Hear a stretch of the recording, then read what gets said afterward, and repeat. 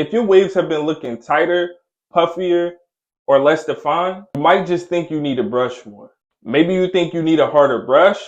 Maybe you think you need more products. Or maybe you're even thinking of cutting off all your progress and starting all over again. But what if I told you none of those are actually the problem?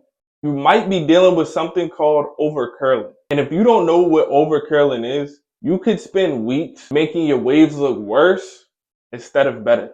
Let's start with what overcurling actually is. Overcurling happens when your hair starts curling up more than it is laying down. Remember, 360 waves are simply laid down curls.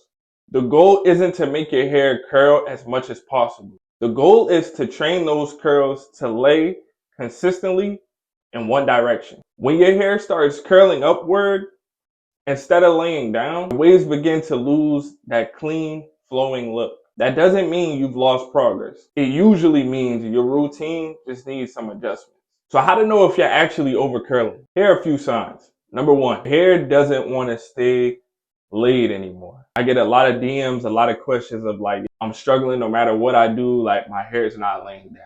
Even after brushing, it starts lifting back up. Number two, probably the most obvious sign, the waves start looking more curlier instead of laid down clean. Number three, your hair just becomes puffier throughout the day. Number four, your connections don't look as smooth as they usually do. And number five, your pattern altogether just starts to feel harder to control. It's starting to be a struggle. Now keep in mind, one of these signs by themselves doesn't automatically mean you're overcurling. But if several of these are happening at the same time, there's a good chance that's what's going on. Now let's talk about why it happens. The longer your hair gets, the harder it becomes to control. Some people can wolf longer than others. Eventually, your curls want to spring out upward instead of staying laid. Sometimes the simple fix is just getting a haircut, not compressing enough.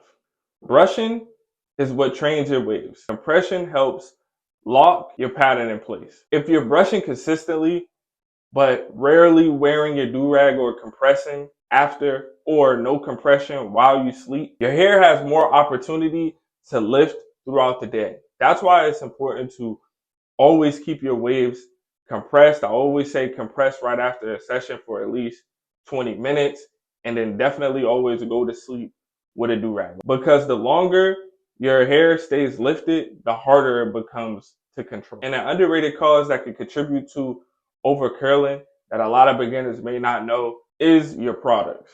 If you have medium texture hair, similar waves like mine, it is important to know that using water-based moisturizers, overusing water-based moisturizer tends to overcurl your hair a lot more than other moisturizers. Now, that doesn't mean every water-based moisturizer is bad. It's just that your hair reacts differently. It really just depends on the person. But if you do notice that your hair is getting bigger or puffier, curlier, or harder to lay after applying a product, that product may not be helping your hair stay under control. That's one of the reasons why I personally prefer to use moisturizers that have a little bit more weight to them while it still keeps my hair moisturized. Because here's something I always keep in mind. The goal isn't just to moisturize your hair. Any moisturizer can really do that if we're being honest. The goal for a waver is to moisturize your hair while always keeping your waves laid down. Not keeping up with your wash and style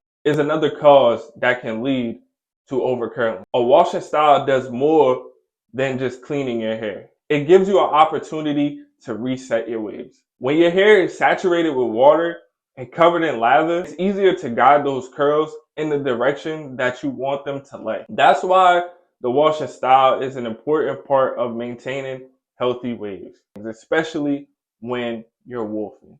Your wash and styles are going to be huge while you're wolfing, and it's going to help you to avoid overcurling while you're wolfing. So when we talk about how to fix overcurling, personally, how I go about attacking overcurling, I would do a proper wash and style because I would want to reset my pattern and lay everything back down as smooth as possible. I would make sure, especially after my wash and style, that I am compressed, that I am wearing my do-rag for at least 20 to 30 minutes and definitely going to sleep every night with my do-rag. That is going to give your hair time to stay laid and to train it to stay laid and keep your pattern locked in place. The third thing I would do, most importantly, evaluate your products, bro. I use water-based moisturizers.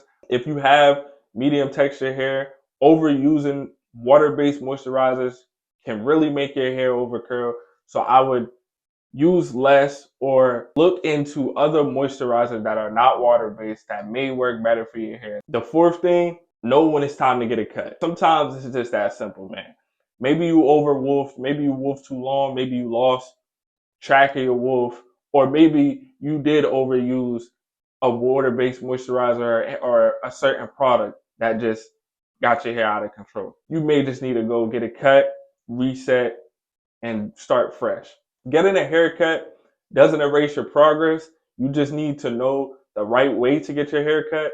So when overcurling, you just may need to take a little bit off the top, a little trim, just to get that canvas back under control again to help you see what's going on with your waves. And to do your best to completely avoid overcurling, just some mistakes I would avoid: brushing harder, man. You don't want to brush too hard when brushing your hair. It's all about slow and precise brush strokes. Don't brush too hard on your hairline, trying to think that will force everything to lay down cleanly. Use the right type of brush, whether it's a medium, soft, or hard, for wherever your current state of your hair is. Brushing your hair hard will not force your waves to lay down. More and more products.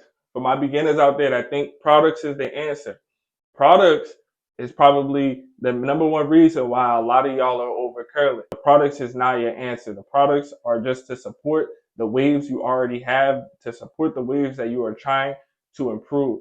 So products on top of products, using product every single day, you're definitely going to be experiencing some overcurling, especially if those are products that are not resonating with your hair and you're just forcing it. So try to use as less product as possible. Stop changing your entire routine.